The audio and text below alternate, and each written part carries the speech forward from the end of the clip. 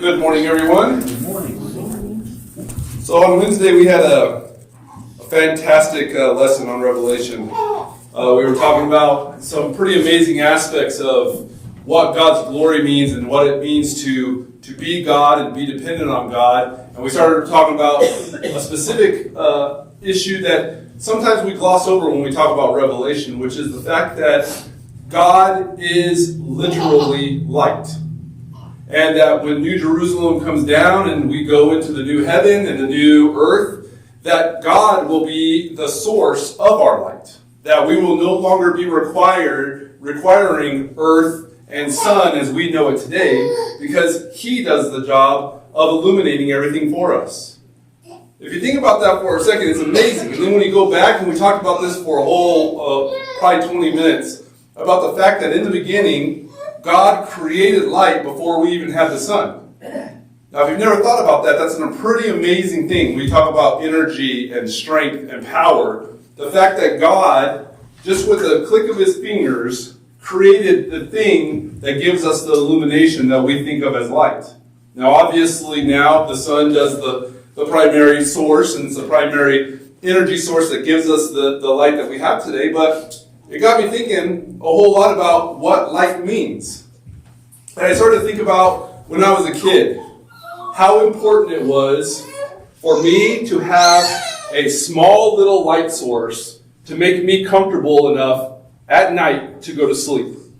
And I can remember when I was really young, how anxious I would be if I thought my parents were getting ready to go to bed and they were going to click that light source off before I had fallen asleep.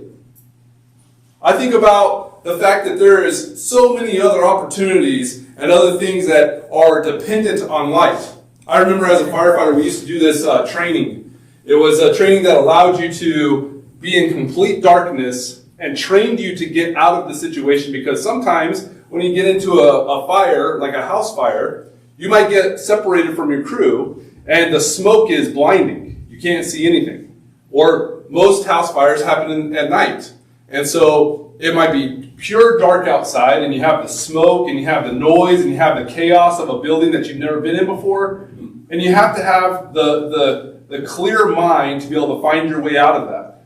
And so one of the ways that you would get trained to do that is they would put this thing called a Nomex hood over you, and they'd put it on backwards, and they'd block your mask so you can't see. Well, it'd be funny watching the guys trying to get out there. They'd be looking for anything, moving their heads around, trying to see any little indication of where they might be able to go.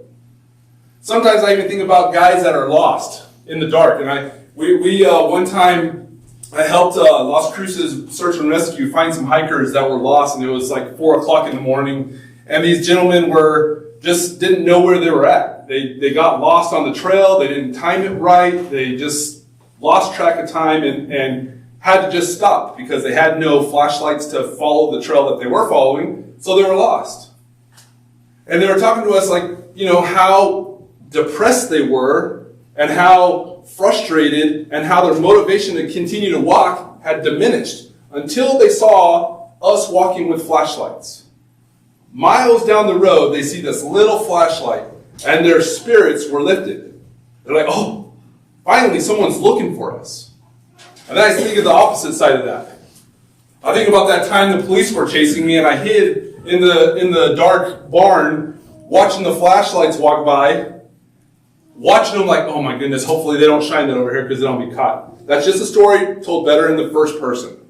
Okay? That never actually happened. That's Keith's story. I told it for him. But in reality, just think about what that would be like. On one side of it, the light is reassuring you. The light is safety. For the person who's hiding from the light is scary. It's something that is going to be utilized to highlight what it is you've been doing. It's so interesting, the perspective of light. Sometimes I also think about the characteristics of light and how little you need to illuminate a lot. Could you imagine just for a second, I do a lot of imagining. If we were in this building and it was completely black, it was dark, we had perfect blackout curtains, and we had a candle up here in the front, and we lit that one candle. Do you think we could all see each other with that one candle? Absolutely you could. I know that because Monique has a lot of candles. And she lights candles, and we have one spot in our house that she lights these candles, and it's an area probably about this size, and it will light up the entire area. A little candle, just a little flicker. That's all you need. How about, has anybody ever flown on an aircraft, traveling somewhere, and you went to land on a runway at night? Oh yeah, we probably have someone actually do the flying. What do you think would happen if the runway lights went out? Would that be fun? I wouldn't be real excited about that. The pilot comes on, we got a problem. Guys didn't change out the light bulbs the last couple of years. We're going to have to wing this. I would be concerned about that. How about this one? Anybody ever driven to Cloaked at night? What if they stopped you at 82 in Florida and they said, we're going to give you guys a challenge. You guys have to drive to Cloudcroft without your headlights on. Everybody is driving the road without your headlights on. Anybody want to take that challenge? I don't want to take that challenge. I certainly don't want to take that challenge. The funny thing is, whenever you're, Becky mentions it frequently. Mom and I have had this. I'm sure others have had it. In La Luz, you get to irrigate. Well, sometimes you don't get to irrigate at the most opportune times. Sometimes it's in the middle of the night. And it's amazing how much comfort you place in just a little flashlight. Because if you're walking around an area without a flashlight, in the middle of dark, with a bunch of ditches, with a bunch of trees, with a bunch of plants, rakes and things like that, just strewn everywhere, rocks and everything else, you will not make it an entire night without falling on your face if you do not have a flashlight. Lights are important. Lights are really, really important. What about if we didn't have the sun? What could we do if we didn't have the sun to illuminate things? Number one, would humankind survive without the sun? No. Why? Because it serves multiple functions, right? It provides us heat. It provides us light. It provides the energy, the food, the fuel that plants need to survive.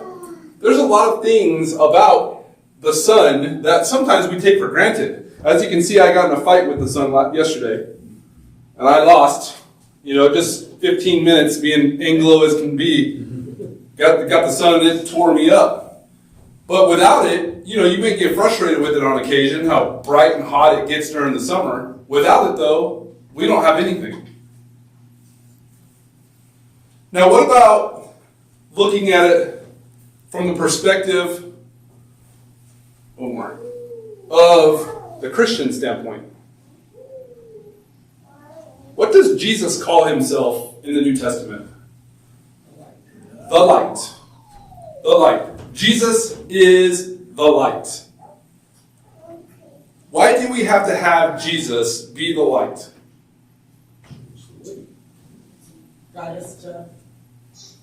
What does it insinuate about the location we live in? It's dark. If the world is dark and Jesus is the light, then all of us inevitably would just be living in darkness if we didn't have Jesus. We talked about it a little bit in the Bible study this morning. Without Christ, there is no wisdom. It's an interesting aspect when you start and pull back and think about it, how important Jesus is. When you read the Gospels, Matthew, Mark, Luke, and John, and you get some of the aspects of what Jesus did and the importance of it, and read the power at which he did it, it's critical. It's critical. Now, in John 3:19-20, it says, "This is the judgment that the light has come into the world, and men loved the darkness rather than the light, for their deeds were evil. For everyone who does evil hates the light and does not come to the light, for the fear that the deeds will be exposed." We just talked about that a little bit ago, about Keith and his previous life, running from the cops. If you're running from the cops, if you're doing evil, and you're getting somebody shining a flashlight on all the activities you are not a fan of the light. So why is it the Christians of the first century were so persecuted? For that reason. Why is it that we today are so concerned sometimes about speaking up about some of the taboo subjects of the day? Because you also will be judged.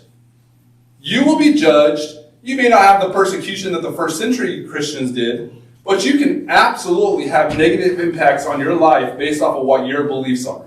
You can be ostracized. You can be excluded. People can look at you differently. Maybe they don't call you the same. Those are all things that happen because you're exposing the truth.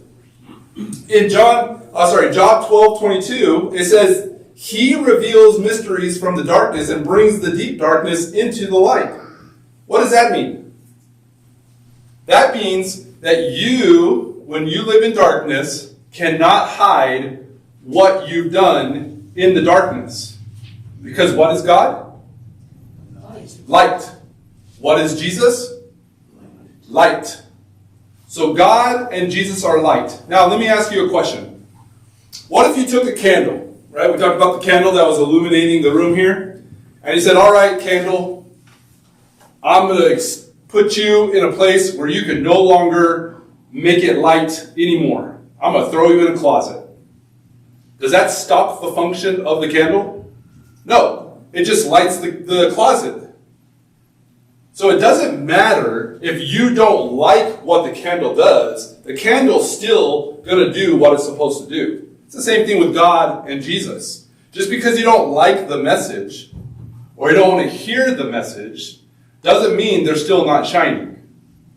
It just means you're exactly what Job and John are talking about. You're a person that likes the darkness, and you're avoiding being put into the light. Now, in Psalms 18:28, it says, For you light my lamp, the Lord my God illuminates my darkness. So, this is again one of those perspectives. If you're someone who likes darkness, you don't want God to illuminate anything. But if you're someone like I think I am, and most of us in here probably are, who understand where you live, what you live in, and sometimes that you mess up and you slide right back into that world we live in, this is the positive side of it. That God isn't going to hide from you. Everybody get that? It's an important aspect. God's not going to allow you to go become the lost hiker and not illuminate the light so that you can find your way out. He's going to keep the light shining so you can find your way out. Now that's a pretty important thing, especially as us as people who fall short frequently. Anybody in here perfect? Everybody's shaking their heads. There's some that are like, I'm considering this for a moment. Hold on. Is this a trick question, Chris? None of us in here are perfect. So because we're not perfect, you need those landing lights. Because otherwise, you're going to have a difficult time. I had a slide in here a second ago about how we as Christians need direction. It talks about it in the verse, Psalm 78:14, that He led me with the cloud by the day and all the night with the light of fire. God knows what we need as Christians. God knows if it's left to us to find our way out, we don't follow directions too well. We might have a path defined for us, but everybody in here, whether you want to admit it freely or not, is going to at some point try to make their own path. They're going to think, this could be a lot easier if we would just turn right here by this cactus. I mean, does he not realize, this is a shorter way? But you don't realize there's a sand pit right next to, 10 feet from here. That is the type of thing that happens with God. Now, in 1 John 1:5, it says, the message is that we have heard from Him and announced to you that God is light, and in Him there is no darkness at all. So that was kind of the leading that I was talking about with the candle. And that's also the reason why we need baptism. That's why we need forgiveness. That's why we need God in our lives, because where is darkness in God? Non-existent. What does that mean? If God in Revelation is going to be the illuminating source of all of our light, where does darkness play in heaven, in the new Jerusalem? It doesn't. Why? Darkness is sin. Thank you, Mickey. That's the best summary answer I've ever heard. Because in God's presence can be no sin. Because in God's presence there can be no darkness. Because God is light.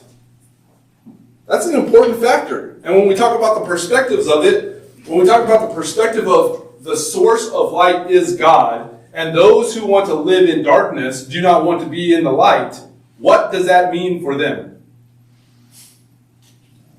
That's bad news.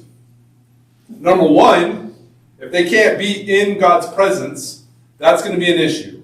But number two, if they enjoy living in darkness, they will never see God's presence.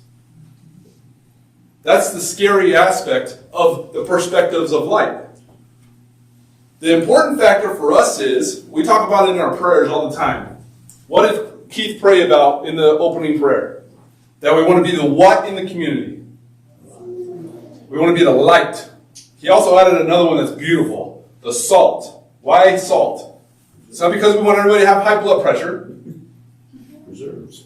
It's because it makes things taste better. We want to be the thing that makes the society taste better. We want to be the thing that brings people into the light. So if that's the case, if we're the ones that want to bring people into the light, what does John 12:46 say? I have come as light into the world so that everyone who believes in me will not remain in darkness. It was interesting in the Bible study this morning, we were talking about God's wisdom, that he knew what was going to be needed. And he gave wisdom to people like Stephen, who he also knew what was going to be their ultimate outcome. But he knew that in order to spread the word, that there was going to have to be people that would preach and speak the truth, that would talk about the things that are necessary in order for you to close the gap between yourself and God. That you would have to be a light in society. That you would have to change the perspective of those that are walking and teetering in darkness. And that's exactly what this verse says. That Jesus was sent for those who believe to be brought out of darkness. Now, what's the summary of this? Is darkness good? No. Darkness, especially in the spiritual sense, is not good. How many of us, this is a real test, I want to see hands, how many of us walk in darkness on occasion? Everybody. Everybody. So, how can you, a person who walks in darkness on occasion, how can you be that person that is helping bring people out of darkness? Oh, you can. What are you carrying with you? Becky's got it. She's hugging it. I don't know if that's intentional. You have this, which is what? In the example of our conversation. Wisdom of God and light. It's the wisdom, it's the light. So if you're walking around in darkness, this is your solar-powered battery flashlight thing. Right? You're out there, throwing that sucker around, scaring people, like Keith hiding. Whoa, don't shine that on me. That's what the point of knowing the Gospels are. Do you need to know every aspect? Okay, so when you guys use a flashlight at night, do you need to know how it works? Yeah. You need to have that. Thank you. You need to know how to turn it on. That's all you need. Anybody know the manufacturing process of a battery? No? Not really. How about where the spring came from that holds that battery in place? Anybody know where that came from? China. No? China, probably. Great answer, Nancy. Great answer. The point is, you don't have to know the inner workings of a flashlight to be able to turn it on and to use it.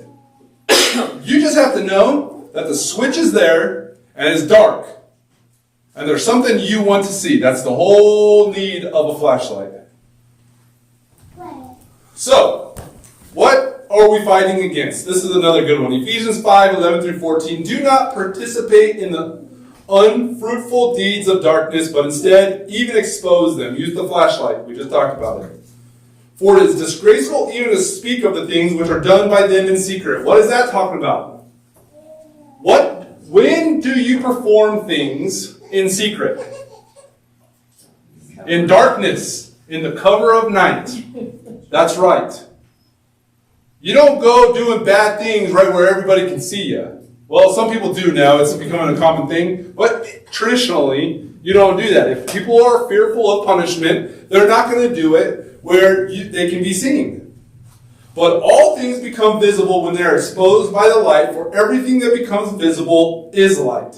For this reason it says, awake, sleeper, and arise from the dead, and you will shine, or Christ will shine on you. That's an interesting statement. Talks to us as unbelievers before we have made the choices that we've made as sleepers.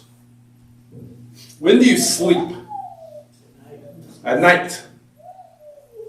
So, nighttime in over almost every aspect of everything we've talked about today is not a good thing. Darkness is not a place to live. Darkness is not a place to provide your opportunities or to perform your tasks. That's not the intent. We are in a battle between light and dark. It's talked about in numerous places. There's a battle between good and evil. In Ephesians, that's exactly what it's talking about. The fact that we are fighting between the good and the bad, the positive and the non-positive, and most importantly, the truth and the not. If you're fighting all those things, there's this battle line that is being formed. And we've talked about it a number of times in Revelation. What do we as Christians do when we fight in the end? Yeah, it's a trick question, Becky. We win. What's that? We win. We win. How much fighting do we do, Lisa? None. We don't do a bit of fighting. Who does the fighting? God. God does the fighting. So what is our role in this war? Follow and obey. Okay, but what are we to do? Shine the light. Shine the light. That's it. That's all. That's our role. How hard is it? Anybody have a problem holding a flashlight? Anybody in here have a problem holding a flashlight? No. Nobody in here has a problem holding a flashlight. All you need to do is hold the flashlight. That's our jobs on this earth. Now, what does a flashlight do for you personally? Keeps safe. It exposes dangers that you're walking into. Correct? What else does it do? Draws others. Exactly. It helps others identify dangers, and sometimes, unfortunately, and maybe a little bit uncomfortably, you have to also expose things that someone else is doing that is not right. Is that to be judgmental? No. That's to help them understand the errors of the ways, because they are doing the things that it talks about right here that are disgraceful even to speak of. Now, we talked about the fact that Jesus is a light and that we are to continue to drive towards that light. Let's go, if you want to, real quick, turn over in your Bibles to Revelation. I didn't put this in the slide, and I don't know why. Should have. Revelation 21:23.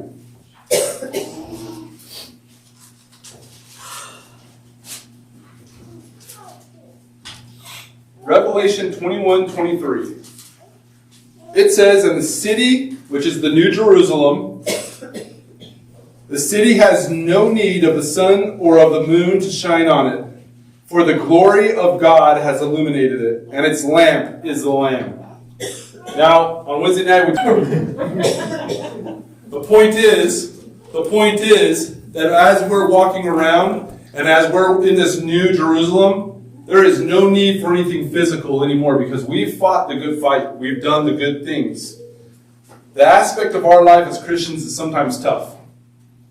Because sometimes as a person, you separate yourself because you walk so far from the light, from the safety of the light, that you get into darkness and you're surrounded by it. That's just an aspect of living that sometimes we have to recognize. That we have gotten off the path. And sometimes as Christians, we like to walk that real tight rope. Right close to where, okay, we can still see the light, but there's some things in the darkness that I'm really interested in. There's sometimes those people.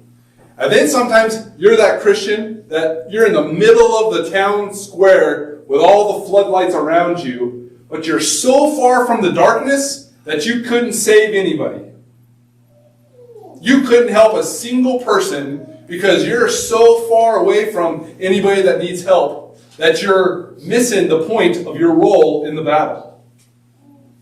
The point is we have to recognize, number one, that there's some lost friends, there's lost family, and sometimes even in our own congregation there's people that are just a little bit farther over. They're still in the path that we need them to be in, but they need a little bit of help because they're about to trip. And we need to hold the flashlight for them. But sometimes we have to hold the flashlight for ourselves too. Now, I'm going to close this out by saying the difference in perspective of the light is interesting. Only because when it talks about God and Jesus being light, of course that's a figurative thing for us as Christians. But it's absolutely critical when you consider the battle that we're in. That on a daily basis, we're walking in a dark world, that Jesus is the only spiritual light that exists. So, if you're here and you're walking in the dark, you're in the darkness, or you just need some help because your batteries need to be changed in your flashlight, we can do that. And if you're someone who's never been given a flashlight, you just don't understand what's needed, or you need that baptism to help you bring yourself into the family, the opportune time is not tomorrow, not in a week, not in a month, right now. If you need the help, now's the time. Now, I'm going to say something, and then we'll really close this. Is this the only time a Christian can call on the church for help after a sermon? It better not be. It better not be. If that's what somebody believes, then we have failed miserably. Because you're not just walking on earth for this 2 hours. Every day of the week, we are walking on earth, and sometimes you trip, and there's 6 days until you get to go to church again. You can sure call at any point and say, hey, I need some help.